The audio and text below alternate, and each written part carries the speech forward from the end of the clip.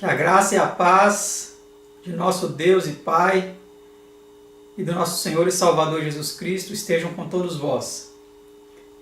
Mais uma vez estamos aqui para estudar a Palavra de Deus. O tema de hoje é o tema de número 49, que tem como título Ofertas Voluntárias. É um tema semelhante ao anterior, no qual nós tratamos sobre o sustento do ministério, abordamos mais a questão dos dízimos. E nesse tema falaremos a respeito das ofertas voluntárias. Antes de darmos início, eu convido a você que se coloque de joelhos para elevarmos a Deus uma prece. Vamos orar?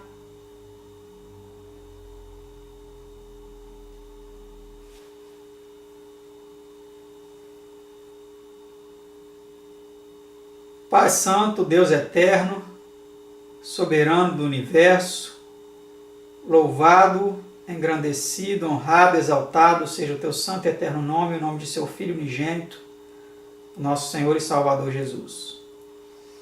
Mais uma vez estamos aqui, Senhor, para estudar a Tua Palavra, este tema de número 49 de nosso estudo, ofertas voluntárias. Suplicamos, Senhor, que nos conceda compreensão do assunto que estudaremos agora em Tua Palavra. Esteja com os nossos telespectadores, iluminando a mente de cada um deles na compreensão deste assunto. São bênçãos que te suplicamos em nome do Seu amado Filho unigênito, nosso Senhor e Salvador Jesus. Amém.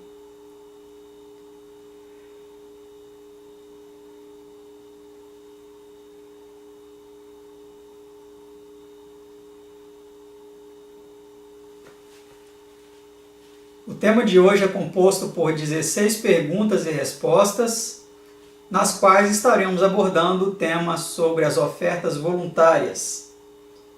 A primeira pergunta de nosso estudo, como você vê aí em sua tela, diz o seguinte: por meio de que ordenou o Senhor será a sua obra sustentada?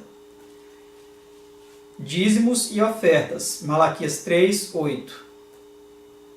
Então, fica claro aí para nós, de forma resumida, o texto de Malaquias 3,8, dizendo que a obra de Deus é sustentada pelos dízimos e as ofertas. Pergunta 2. Como nos é ordenado entrar em seus átrios, nos átrios de Deus? Vejamos a resposta. Dai ao Senhor a glória devida ao seu nome, trazei oferenda e entrai nos seus átrios. Salmo 96, verso 8. Várias ofertas são mencionadas na Bíblia, como sejam as de ação de graças, ofertas pacíficas, expiação pelo pecado e holocaustos. Então, nós vemos aí que é necessário levar oferendas, ofertas, Pergunta 3. Que instruções deu Deus a seu povo antigamente, quanto à celebração das 3 festas anuais? Note que orientação, que instrução interessante foi dada por Deus a eles. 3 vezes no ano me celebrareis festa, e ninguém apareça vazio perante mim. Êxodo 23, 14 e 15.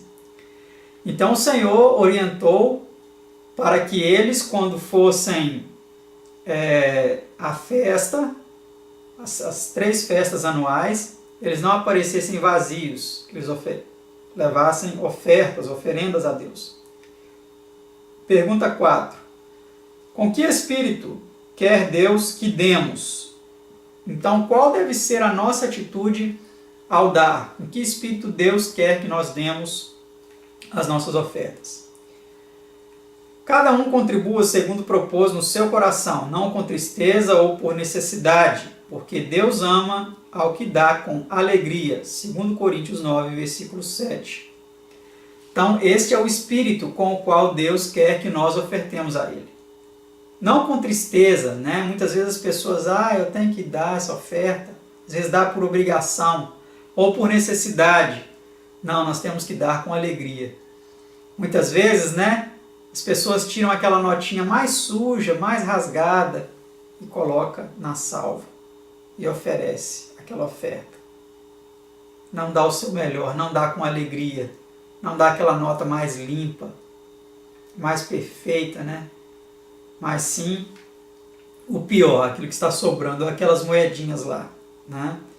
Então nós precisamos dar com alegria, com satisfação. Pergunta 5. Sob que condições, disse Paulo, havemos de ter recompensa? Vejamos o que Paulo diz. Se o faço de boa mente, terei prêmio. 1 Coríntios 9, versículo 17. Então precisamos fazer de boa mente, de boa vontade. Se nós fizermos de boa vontade, de boa mente, teremos o prêmio, o galardão. Pergunta 6. Que disse Cristo a respeito de dar? Então vamos ver aqui o que Jesus disse a respeito de dar. Olha que interessante. Citado aqui pelo apóstolo Paulo, lá em Atos 20, 35. Mais bem-aventurada coisa é dar do que receber. Então nós precisamos entender que realmente é uma alegria muito grande dar. Mais bem-aventurada coisa é dar do que receber. E quando nós fazemos isso, nós realmente experimentamos. Quando nós doamos algo a alguém, nós experimentamos a alegria que é isso, muito mais do que quando nós recebemos. Porque quando nós estamos recebendo, significa que nós estamos necessitando, que nós estamos precisando. Mas quando nós estamos dando, significa que as bênçãos de Deus elas são tão abundantes na nossa vida que nós temos condições de compartilhar isso com outras pessoas. Não é mesmo? Vamos para a próxima pergunta. Pergunta 7. Qual a atitude de Deus para com a avareza? Veja o que Deus diz a respeito da avareza. Pela iniquidade da sua avareza me indignei e os feri. Isaías 57, 17. E ver Êxodo 18, versículo 21. É lógico que existem outros textos mais, que falam a respeito da avareza na palavra de Deus. Mas aí nós vemos que Deus, ele se indignou por causa da avareza do seu povo. E os feriu, e os puniu, Próxima pergunta, pergunta 8. Outros textos dizem também que a avareza é idolatria, mas vamos para a pergunta 8. Que advertência deu Cristo contra a cobiça? Vamos ver o que Cristo advertiu a respeito da cobiça. E disse-lhes, acautelai-vos e guardai-vos da avareza, porque a vida de qualquer não consiste na abundância do que possui. Lucas 12, versículo 15. Então nós precisamos nos acautelar. Estar realmente atentos para que não deixemos a avareza, a cobiça, tomar conta de nosso coração, a tal ponto de retermos os dízimos e as ofertas, ou as dádivas que podemos oferecer às pessoas necessitadas. Porque a vida de uma pessoa não consiste na abundância daquilo que ela possui. Para muitos é assim que funciona, Aquele que possui muito, esse é uma pessoa benquista na sociedade, esse é uma pessoa que merece consideração, etc. e tal. Mas Jesus disse que não é bem assim, Vamos para a próxima pergunta, pergunta 9. Como, na parábola, considerou Deus o homem rico egoísta? Então veja aí a continuação do que é falado aí a respeito desse homem rico egoísta.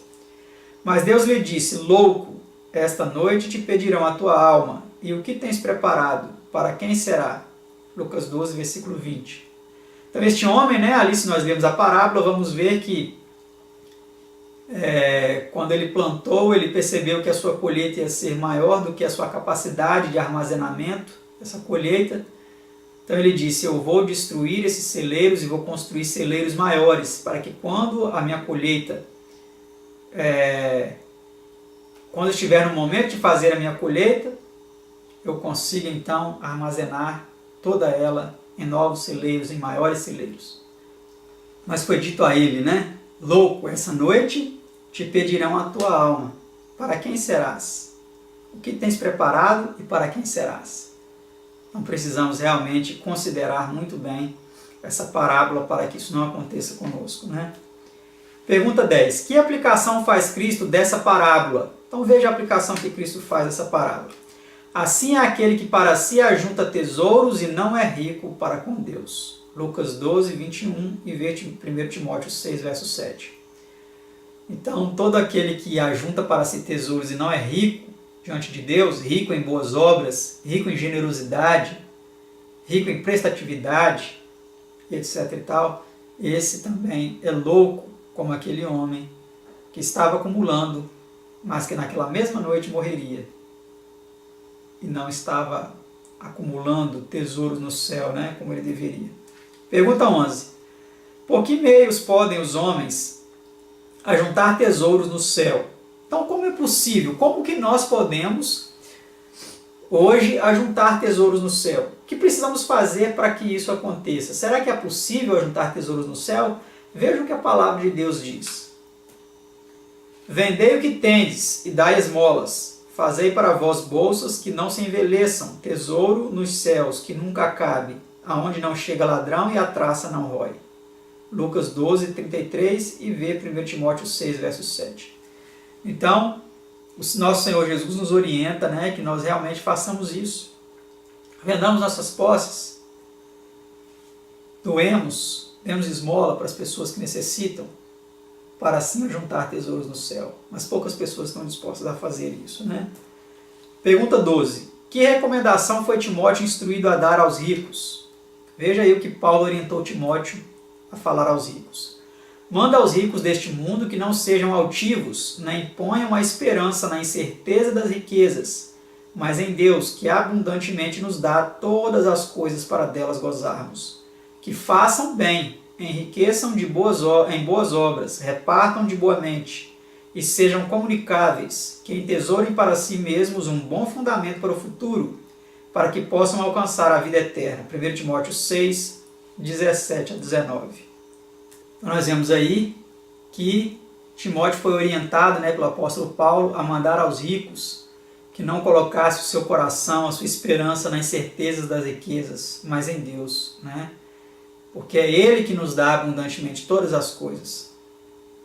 Que os ricos fizessem o bem, enriquecessem, mas não em dinheiro, em ouro, em tesouros aqui nessa terra, mas enriquecessem em boas obras, que eles repartissem de boa mente, de boa vontade, que eles fossem comunicáveis, que eles fossem acessíveis àqueles que necessitassem deles, né?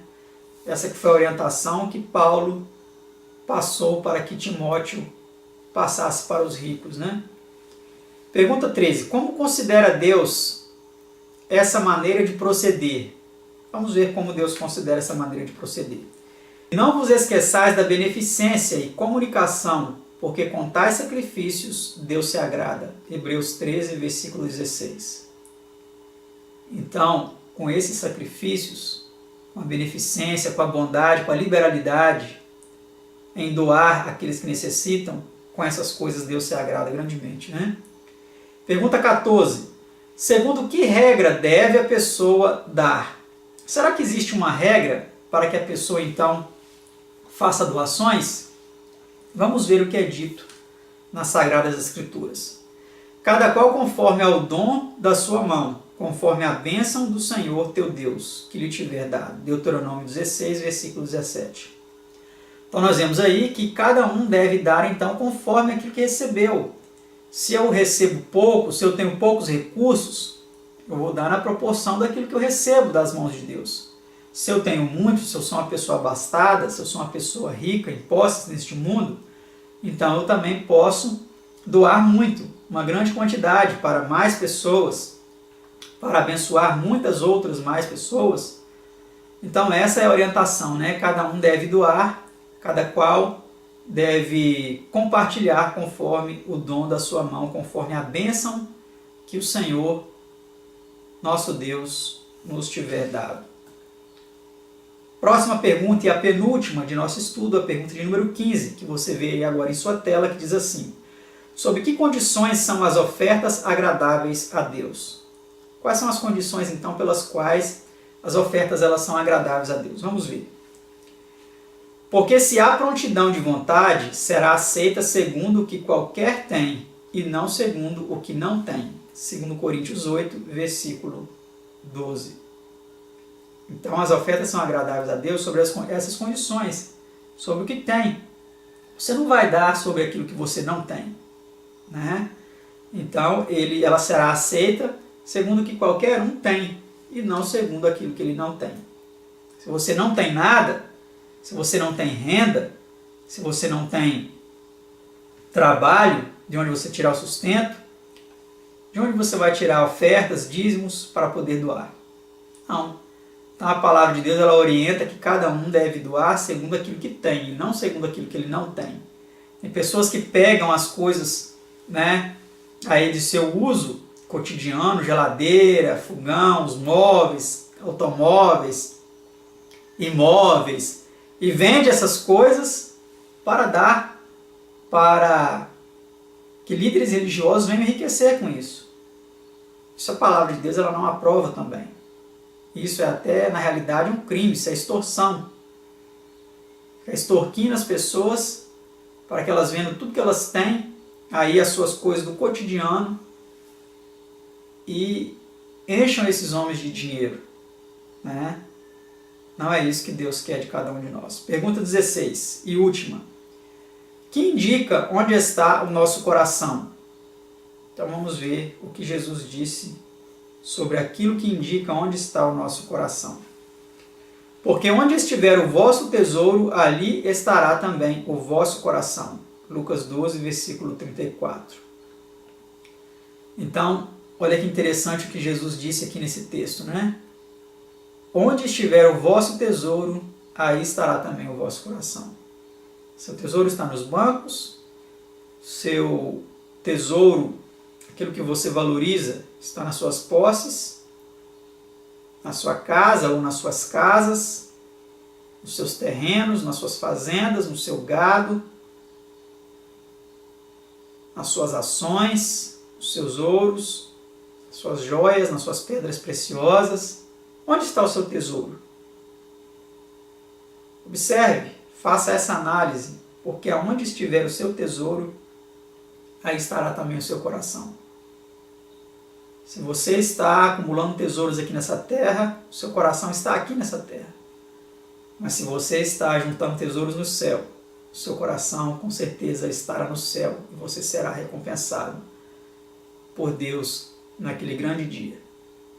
Então que Deus nos ajude, nos abençoe para que nós possamos ser generosos em nossas ofertas, tanto para a pregação do Evangelho, quanto para a beneficência social, a ajuda às pessoas, aquelas que estão ao nosso redor, que necessitam da nossa ajuda, do nosso auxílio, e que Deus nos dê um coração generoso, bondoso, para que nós venhamos a enriquecer em boas obras, em ajuda àqueles que de nós necessitam. Que Deus nos abençoe, obrigado pela companhia, pela presença, e que as bênçãos de Deus continuem sendo abundantes em vossas vidas. É o que eu lhes desejo, em nome de nosso Senhor e Salvador Jesus Cristo. Amém. Até o nosso próximo estudo, se assim Deus nos permitir. Tchau!